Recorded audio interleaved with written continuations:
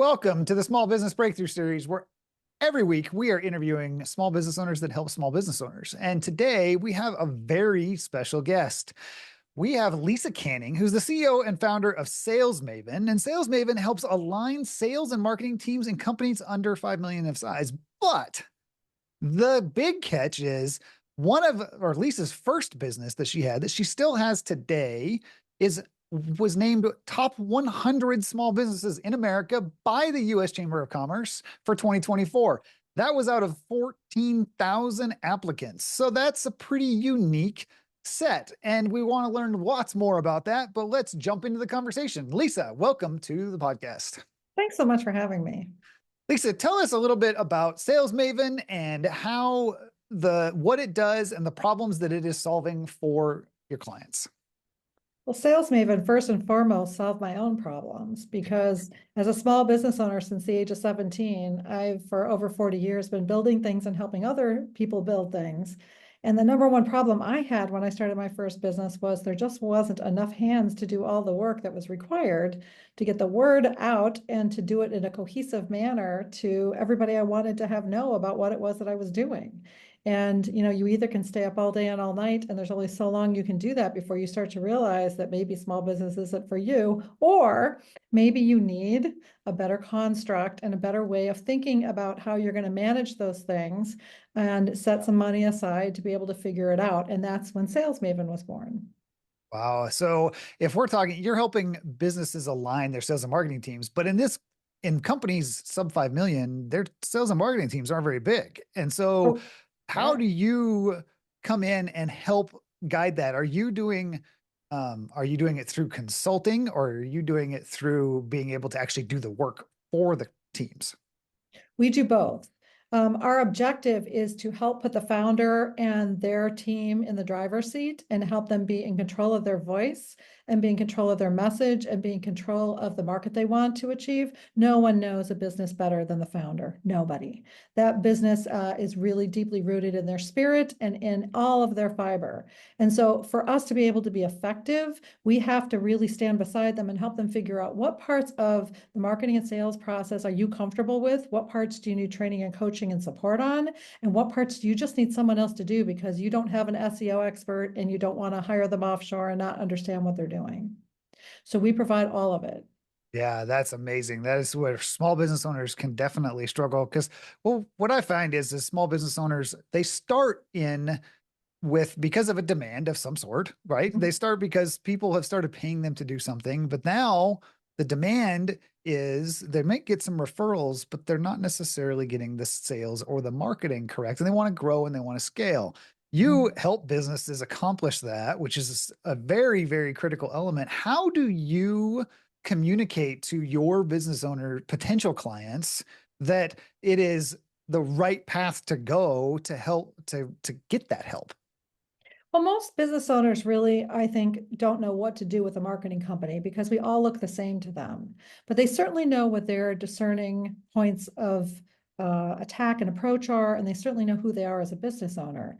And our objective is to help them understand and illuminate that and to be able to communicate that essentially. So when we look for people, we're saying, do you want your message to resonate? Do you want to be in front of your target audience, and do you know how? And if not, let us help you guide you to be able to find that exact spot.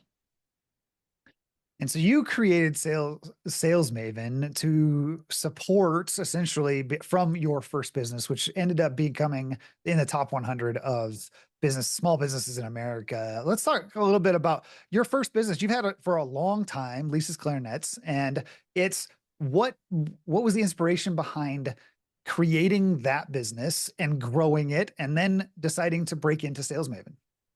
Most small business owners have some expertise. In this case, mine was playing the clarinet. My father always said that I was going to starve, and I proved him wrong because I was able to turn that ability to play an instrument into the ability to sell services and sell product to other people. I was an exceptional salesperson. Sales always came easy to me. The problem is that sales isn't enough. Sales is a hand-to-mouth activity, and while it's very satisfying to repeat that activity over and over again, you want to get that automated and get it to flow. And I realized I was exhausting myself and my team because we didn't have enough processes in place, the processes of marketing, to be able to support it. And so I realized that I could either go hire people that knew nothing about my business, or I could hire internally and externally and help find the right people that fit on my team to create that full environment on a very fractional basis to be able to support my small business and align both. Wow. So you turned around and built a company that turned around to be an external company, help other businesses and support your own business, which is a genius way to be able to expand in your small business breadths. What would you say has been some of the challenges that you have dealt with as you created a secondary business to start to build and grow? You will always have multiple heads. You will feel like a crazy person for a period of time if you are interested in trying to be successful. And so you have to decide what you're capable of doing. In my case, I could sprout multiple heads because I'm very organized, I'm very disciplined, and I like consistency. So the craziness of it made me work harder to create stability, right? So you have to know yourself as an owner and know what your values are and what you're willing to 100% get behind no matter how hard it is, and not give up, because in the end of the day, it will make you successful if you use and leverage your best talents and traits. Hey, real quick, did you know that most small businesses don't actually achieve their breakthrough? And it's not because you don't care. It's all because you're trying to do it alone. That's why I created the Momentum Community, is to help you change that. I want to see you achieve the breakthrough that you've been waiting for. It's where we committed entrepreneurs come and get focused, get accountable, and finally build a business and life that you are meant for. If you want to learn more, click the link in the description below and enjoy the rest of the episode. You talk about knowing yourself as an owner and being able to have that self-reflection and think about how to progress. What are tips and tricks that you could give to other business owners out there that might not have learned about themselves yet?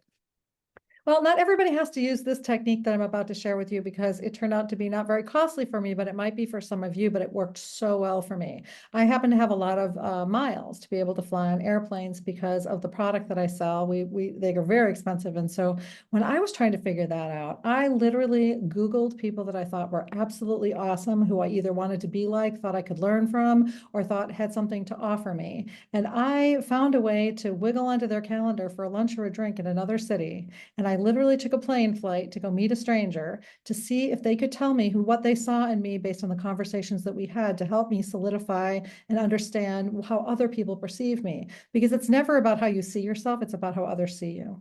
Wow, that is amazing tip right there. That is the nugget of this podcast, to be able to learn, because that is not a common way of being able to learn about yourself. A lot of people like to do self-reflection and all the things. Figuring out what others perceive you as is a very, very key element inside of that. That is very amazing. What is maybe a recent project that you've been working on at SalesMaven that has really energized you and kept your focus moving that business forward? Well, as you know, we are tied to Lisa's Clarinet Shop. And one of the things that really sparked our award was that we are trying to turn an entire industry around. Our sector is very small in school service. And one of the reasons we've been successful in it is because of our approach to service and the care for our customers. But what we have seen as a competitive advantage is actually something entirely missing in the industry, which is, imagine if Henry Ford said, I'm going to build an automobile, the Model T, and there's going to be no one that knows how to sell it and no one who knows how to fix it. That is the state of the music industry, my sector of the music industry. So one of the things that we've been working on is raising money and creating awareness from a standard of how can we create jobs in the arts, because jobs will fuel growth in the economy. The arts have an incredible power to create sustainability and create spark innovation when they are deployed fully across a geography. And so we've been working on advocacy and working on trying to develop a pathway for the arts to become commercialized, or more Wow, commercialized. that is very, very strong, because it's with a lot of people talk about the trades and the challenges people have in building and HVAC and all the various different trade elements, but the same thing applies as you're trying to fix musical instruments. And some of the musical instruments take a very unique craft and experience to be able to fix them and repair them. And depending on, and and sometimes very controlled environments also, depending on the type of instrument it is when you're dealing with woodworking. And if you What? think of Go how ahead. it all fits together, it really does, because our society is becoming much more trade-based, much more interested in do-it-yourself projects, much more interested in being able to leverage their own skill sets. And so we're hoping that we can see more of a portfolio career emerge, not only for entrepreneurs, because a lot of entrepreneurs that are in that under $5 million space are doing a little of this still and some of that, and trying to weave together an income stream. And that's where that alignment in particular really helps, because the more you can align all of your various interests and projects and pull them together, not only do you seem like a force to be reckoned with, but you can convey and tell a story that has a very rich narrative. Yeah, that is very, very, very strong and powerful inside of it. You're talked a lot about, you're building some stuff for the future of the industry around music and arts. What is the future look like for Sales Maven, and how are you preparing yourself for what's coming in the next 5 to 10 years? Well, AI certainly has been the buzz, and it certainly is a very useful tool. And for all of the small business owners out there listening, be sure that you learn to leverage the tool, because it certainly generates a lot of content if you're on point and on cue with your messaging. It also generates a lot of garbage if you're not.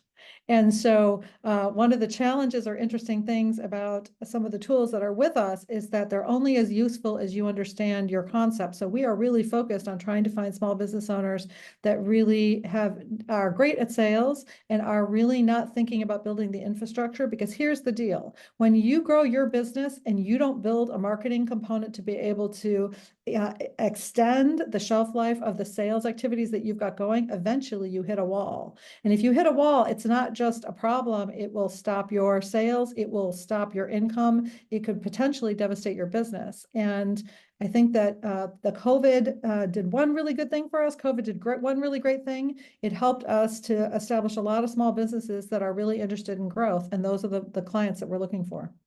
That's very, very good. How would you say, as you're moving into the next elements of business and you're talking with these business owners that, you said there's, okay, they're powerful in sales, but you've got to really pay attention to the marketing side of it.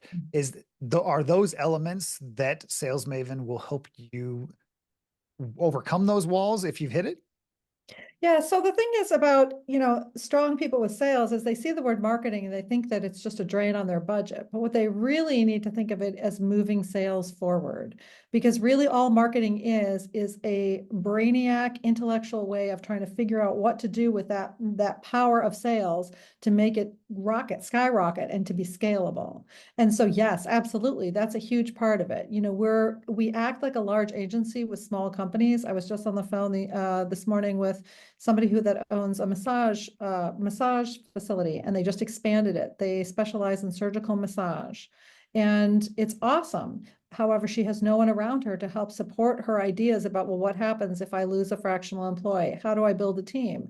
What do I do to try to get my new location better known and not have me be the front person all the time? How do I actually double my sales and while I'm doubling all of my payroll costs? And so it's part consultation, part helping set up the right lanes so that she becomes more educated about SEO. She becomes more educated about how she runs email programs that aren't done in MailChimp when she's desperate for business, but instead trying to create themes and to try to figure out her most profitable items and tie that to social media, and then to be able to scrape data from social media to be able to feed back into that email marketing campaign, and teaching her things that she doesn't know about how to make her business run and making her feel strong. Because that's the whole purpose of aligning sales and marketing, is to have the right people in the right lane that can do the right things at a fractional price, that all know what your business is about, so that you become not only the authority in a stronger, deeper way with the people that work for you or with you, but that you also start to understand all the things you need to do to make sure that you're successful.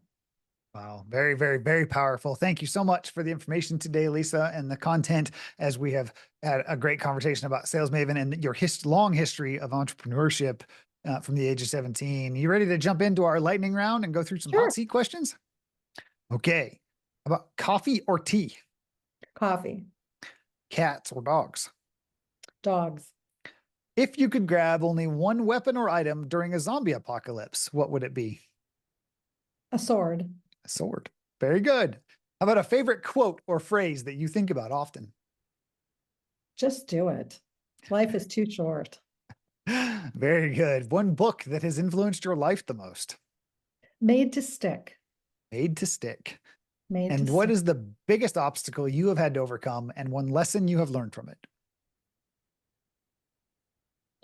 The arts. The arts are polarizing. People really don't understand that you can be very smart and very capable and very talented and still have a love and a passion for the arts. And my father had told me early on to go to law school, and I fought him tooth and nail because I successfully started a business at 17. And now, as I turned 60 years old, I realized what he was saying. It's that to have society see you in the right light, sometimes you can't look normal. And while we all know normal isn't important anymore, it is sometimes. And so it's a tricky thing to try to figure out how you can hold the torch of the thing that you love and also help people respect and understand it. Yeah, that definitely powerful, powerful ideas and thoughts inside of that statement there. How it could our listeners collaborate with SalesMaven or you, Lisa, if they would like to? I love having coffees. Virtual coffees are great, or virtual teas and coffees. And so my email is absolutely the very best. I'm always happy to chat. I am kind of a no spin zone, meaning my goal is not to sell to you, nor do I wish to be sold to. Instead, I want to get to know you. So my email is the very best way. Okay, we'll have all of that information in the show notes or the description if you are watching this on YouTube. And I want to thank Lisa for the time today. It's been an amazing opportunity to get to understand how sales and marketing is such an important element in a small business's journey. And there's resources out there for you small business owners that are listening to be able to continue the journey. And if you are interested to learn more about other small businesses that support small businesses, hit the playlist. We're located right here on your screen. And until next time.